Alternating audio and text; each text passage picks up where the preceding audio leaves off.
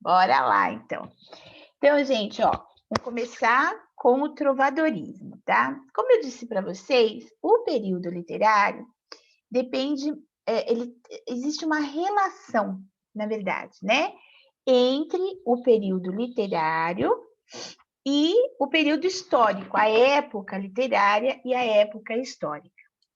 Então, quando nós falamos em trovadorismo, na verdade, nós estamos falando de um período literário que aconteceu durante a Idade Média. Ele aconteceu inteiro na Idade Média, né? Por que o nome trovadorismo? O trovadorismo vem de trovas. Trovas são versos cantados. Então, nessa época aí, o que acontecia? Eles tinham a poesia, e essa poesia não era exatamente declamada, ela não era recitada, declamada como ela é hoje, né? Ela era cantada, acompanhada, inclusive, de instrumento musical, tá? O acompanhamento maior era da lira, era um instrumento musical chamado lira, tá? Então, acho que tem alguém que eu tô deixando alguém esperando aqui na sala. Não, não tô não. Então, por isso, era o nome trovadorismo, porque é uma poesia acompanhada de instrumentos musicais. Então, os trovadores é que recitavam, compunham e recitavam essa poesia, tá? Eles muitas vezes faziam o ambiente, né, desse trovadorismo, o contexto histórico desse trovadorismo era todo o contexto da Idade Média. Eles cantavam, eles faziam trovas sobre o palácio, faziam trovas, algumas que nós vamos ver também não eram do ambiente palaciano. Alguns trovadores percorriam os burgos e os feudos fazendo trovas, alguns viviam disso já nessa época. Então, é isso que nós vamos ver. Importante, né, nós entendermos duas coisas. No trovadorismo, a poesia teve maior expressão. Então, maior produção do trovadorismo foi no gênero lírico. Lembra que nós estudamos os gêneros literários nas primeiras aulas? Gênero lírico ligado aos versos. Mas nós tivemos também uma produção em prosa, que eram as novelas de cavalaria. Para nós entendermos melhor essa questão do tema, né, do trovadorismo, é importante nós entendermos primeiro o contexto histórico no qual ele se formou. Onde tudo começou? Então, olha, nós estamos lá no início, tá vendo? A Península Ibérica tinha acabado de ficar independente dos romanos. Por conta dessa independência, se formaram os reinos de Portugal, Espanha e França. Então, nós estamos lá no comecinho. Os primeiros escritos, acontecem os primeiros escritos da língua portuguesa, em galego, português.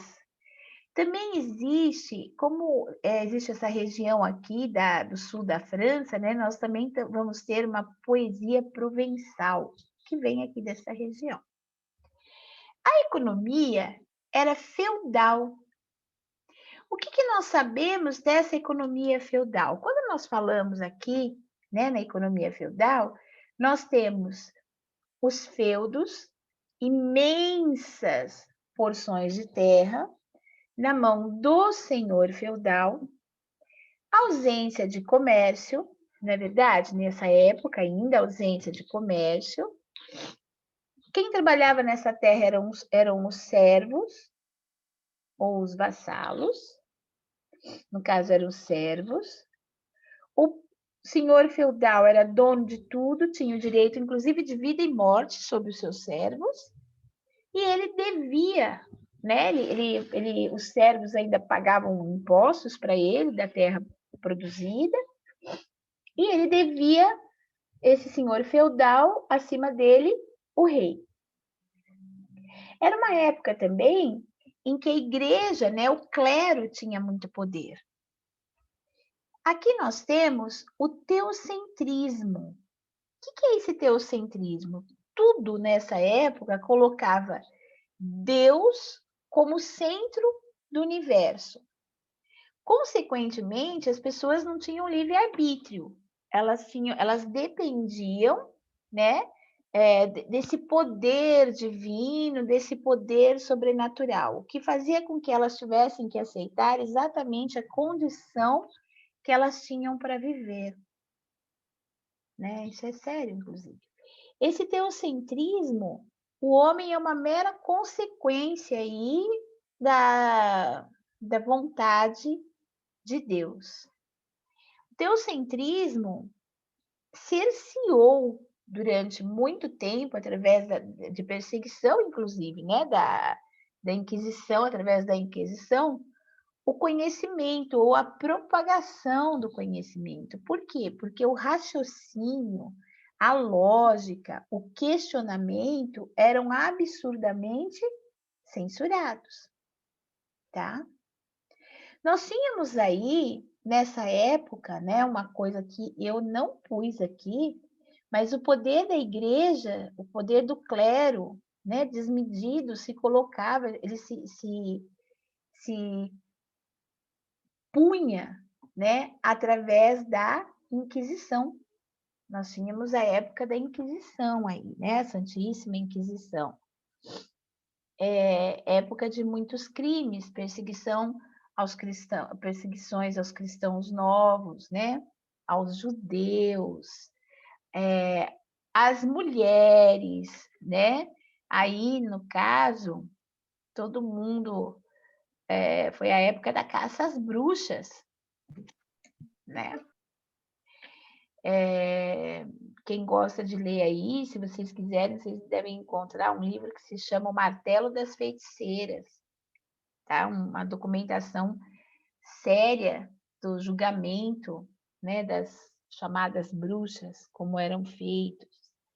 Esse teocentrismo, então, reinou aí, ele predominou por toda a Idade Média, e essa Idade Média foi conhecida como a Idade das Trevas. Na filosofia, na literatura também, existe um conceito com o qual nós vamos lidar agora, que fala muito da treva e da luz, treva e luz, mas isso está ligado diretamente ao conhecimento, tá? A Idade das Trevas aí, muita coisa aconteceu na Idade Média, muita coisa. Mas é a relação da sociedade com o conhecimento, tá? Por isso, a Idade das Trevas. Logo depois, e nós vamos ter assim, ó, a Idade das Trevas, a luz, né? Aqui é a Idade das Trevas, daqui a pouco vem o Renascimento, é a luz, aí bate o Barroco, confusão, aí vem o Arcadismo, o Iluminismo, então, tudo muito ligado à filosofia, ao racional e à arte também, nessa questão da luz e da treva, mas está ligado à valorização do conhecimento. Nesse período aqui da Idade Média, onde surgiu o trovadorismo, foi a época das cruzadas religiosas.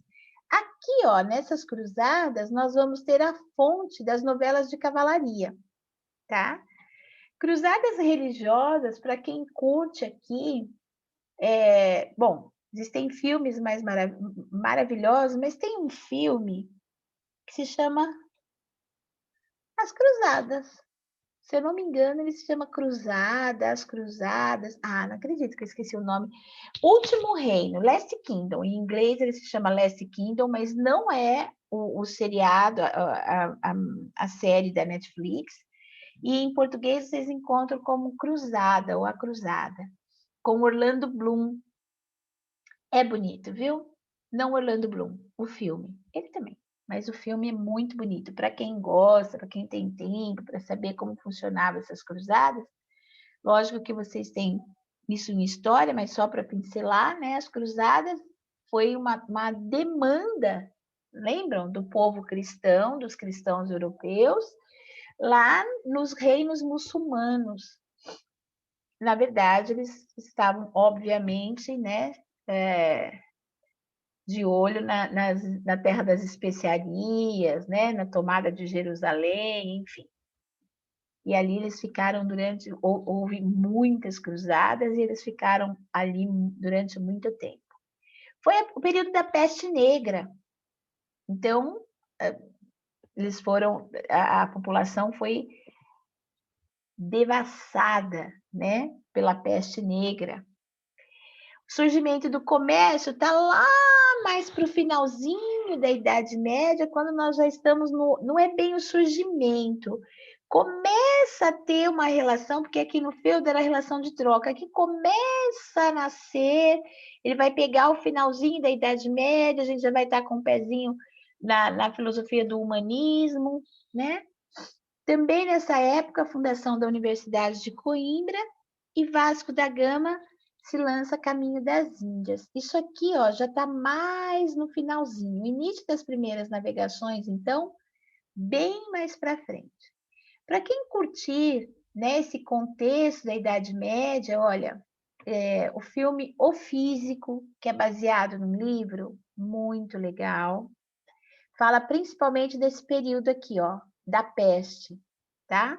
Que não podia fazer algumas pesquisas, eles tinham, o clero ficava ali em cima, porque qualquer coisa era heresia, e aí mostra exatamente esse momento quando eles descobriram qual era a causa da peste negra. A cruzadas religiosas, se vocês quiserem, esse que eu falei, chama Cruzadas. Ah, gente, eu não lembro mais o nome. É só vocês pegarem com Orlando Bloom. E se vocês quiserem saber mais sobre esse teocentrismo e a Santíssima Inquisição, e como se dava, como era importante aqui lidar com o conhecimento, represar o conhecimento, censurar o conhecimento, e esse poder estava principalmente na mão, obviamente, da aristocracia, né, dos nobres e do clero. Existe o livro, se chama O Nome da Rosa, de Humberto Eco, e tem o filme. O filme é bem antigo, deve ser da década de 90, mas vocês encontram no YouTube. E dá para entender todo esse contexto, facilita bastante esse contexto para vocês. De verdade, O Nome da Rosa também é um puta filme, muito legal. Uma coisa importante também, antes de nós entendermos, né? Por que eu estou mostrando isso para vocês? Quando a gente pega a literatura do trovadorismo, ela parece até ingênua, sabe? Eu acho, ela é ingênua, ela parece limitadinha, mas ela não é, ela é o reflexo de um tempo aqui bastante, ao mesmo tempo que rico em algumas coisas, um tempo difícil, né? Foram tempos difíceis, tempos de opressão mesmo. Quando a gente fala na pirâmide social da Idade Média, olha, esse gráfico aqui, gente, não foi autoria minha, é da Ana Raquel e eu peguei aqui no blog dela, tá? Sabe quando eu teria capacidade para fazer isso aqui? Se eu nascer de novo. Então, ok, bora lá. Então, essa pirâmide social que ela fez é muito bem representada.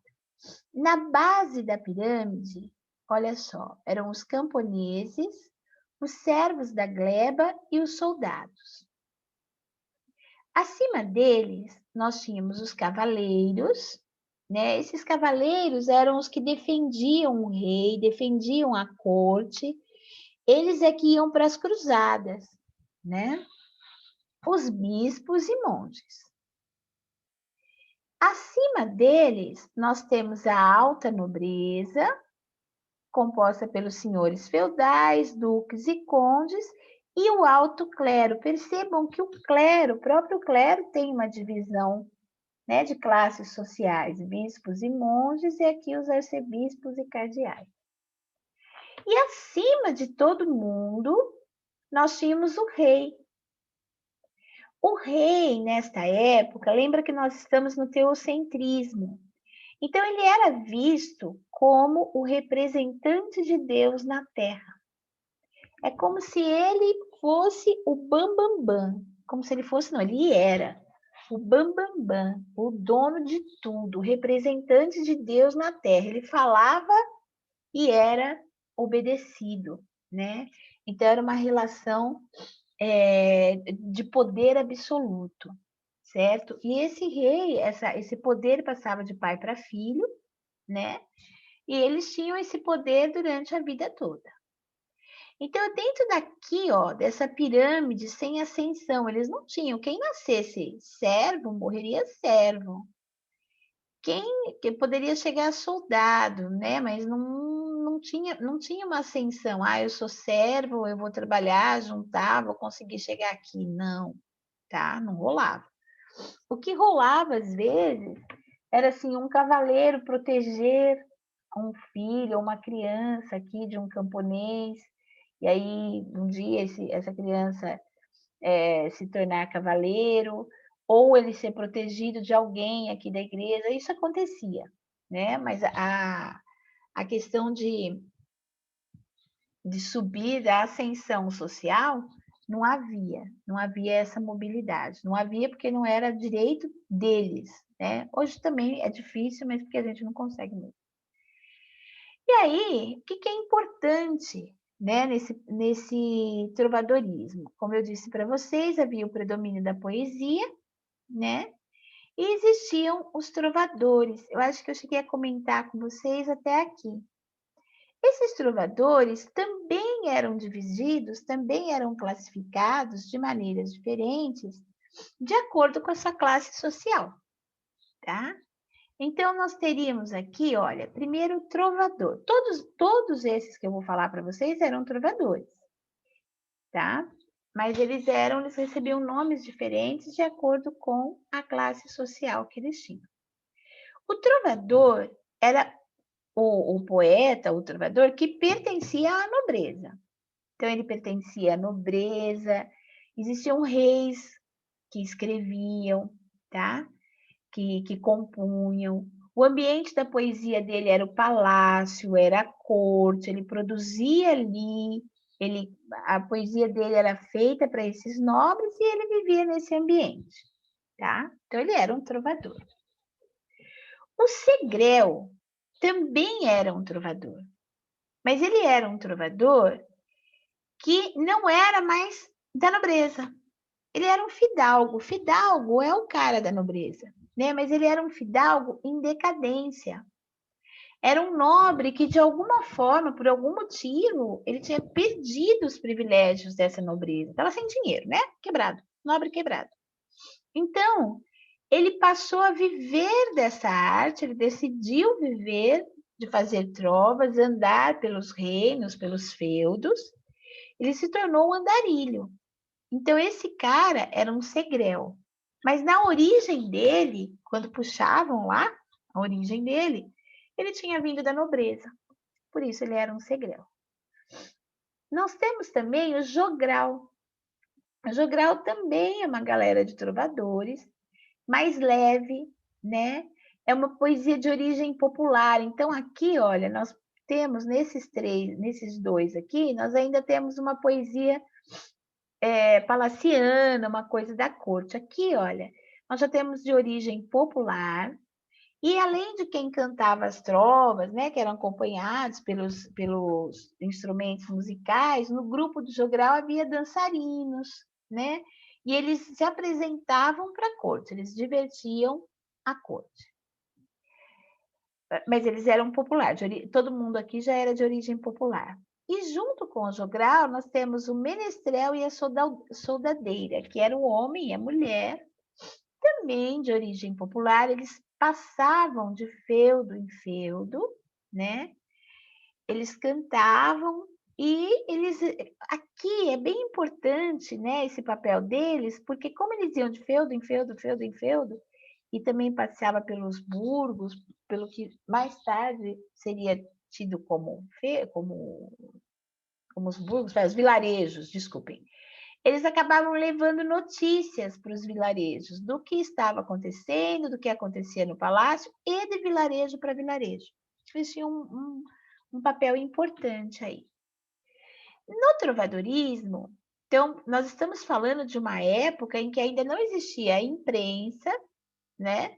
Não existia um meio de publicar as coisas. Então, tudo era feito à mão, né? E as cópias também eram manuscritas. Então, essa reprodução do material era quase impossível, né? Mas eles conseguiram, se conseguiu ao longo do tempo juntar os registros escritos dessas cantigas. Os trovadores produziam cantigas, tá? E aí nós temos, vocês vão ouvir falar em cancioneiro. O que é cancioneiro? Cancioneiro é o conjunto de cantigas. Então, eu tenho um cancioneiro, eu tenho um conjunto de textos, de cantigas, de textos que foram produzidos na Idade Média, na época do trovadorismo. E foram colecionados ali, ficaram juntos. Então, nós temos, da língua portuguesa, o Cancioneiro da Ajuda, que fica na Biblioteca da Ajuda, o Cancioneiro do Vaticano, o Cancioneiro da Biblioteca Nacional e o Cancioneiro da Virgem Maria, do Mosteiro. Então, isso aqui, ó, quando fala cancioneiro, é um conjunto de textos, né, que estão guardadinhos aí, que conseguiram, né, juntar, que conseguiram conservar e trazer da Idade Média. São os registros, tá? Dessas cantigas. Quando nós falamos em trovadorismo, então isso tudo que eu falei para vocês é o contexto histórico. É o que acontecia, qual era o ambiente, onde as coisas aconteciam. Trovadorismo é o período literário, é o nome da escola, né? Então, quando nós falamos em trovadorismo, nós falamos da literatura. Essa poesia trovadoresca recebe o nome de cantiga. Ah, então a maioria era poesia? Era poesia. Essa poesia era cantada, por isso ela recebe o nome de cantiga. As cantigas no trovadorismo eram de dois tipos, a gente consegue separá-las em dois grupos maiores, de acordo com o tema, de acordo com aquilo que elas trabalhavam. Nós tínhamos as cantigas líricas e as cantigas satíricas. Dois tipos. As cantigas líricas falavam de sentimento. As cantigas satíricas faziam críticas, tá? Então, elas tinham, de alguma forma, essas cantigas líricas, o tema amor, certo? E aí, de acordo com a origem delas, que eu vou mostrar para vocês, e o tema que ela abordava, o jeito, o modo como ela abordava o tema, elas eram classificadas em cantiga de amor e cantiga de amigo. Ótimo. Já as cantigas satíricas, não é? Elas faziam críticas à sociedade, críticas à personalidade da época, debochavam. Elas se dividiam também, de acordo com o modo que elas abrangiam esse tema, abordavam o tema, elas se dividiam em cantiga de escárnio e cantiga de maldizer. Tá bom? Aí, olha, para não ficar, então eu coloquei aqui para vocês as cantigas líricas e as cantigas satíricas. Quais as principais características, tá? Quando a gente fala em cantiga, existe um conceito importante aqui. Em cantiga, em gênero lírico, nós temos que ter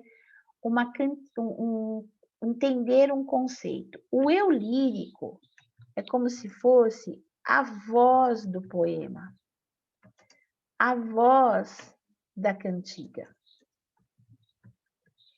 Ele não é narrador. Narrador é típico do texto em prosa, tá? O eu lírico também não é o poeta, ou no caso, do trovadorismo, o trovador, tá? O eu lírico é a voz do poema, é quem está sentindo o tema, é quem está abordando, quem está falando. Então, para vocês entenderem melhor, eu posso fazer um poema como se eu fosse um gato, um gatinho, a visão de um gato. Oh, miau, miau, miau, o mundo é um mingau. Oh, miau, miau, miau, eu quero dormir no meu quintal. Oh, miau, miau.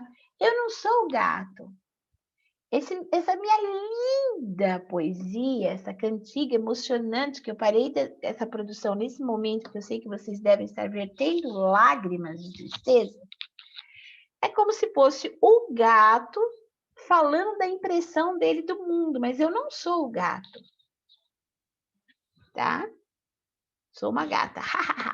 Então, eu não sou esse gatinho, eu sou a compositora. O gato, quem está falando miau, miau, miau, miau, miau, seria o eu lírico. Eu posso fazer um poema como se eu fosse expressando os sentimentos de um homem que perdeu a mulher amada.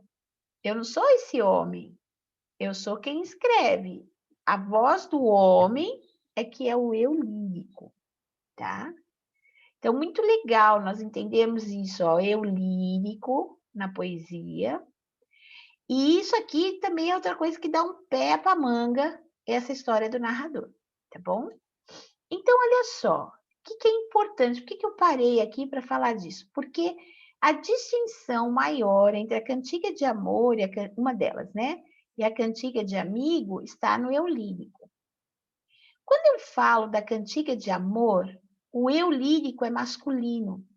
Fica claro que quem está aqui declarando esse amor, quem está sofrendo, quem está falando, é um homem, tá? A mulher, para quem ele ama, para quem está dedicando o amor, é idealizada.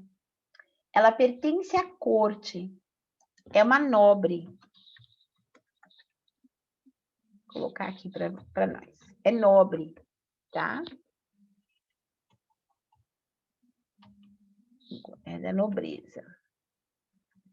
Ela é linda. Por que ela é idealizada? Porque ele nunca chegou perto dela. Ele nunca viu. Não há um contato deles. O que é essa vassalagem amorosa? Primeiro, ele se coloca como um vassalo dessa mulher. O desejo dela é o desejo dele. Ela tem, nesse poema, ela tem o poder de vida e morte sobre ele. Ela está lá em cima e ele está aqui embaixo. Olha, refletindo o quê? Refletindo a classe social, refletindo a pirâmide, refletindo a estrutura da sociedade que ele vive, né?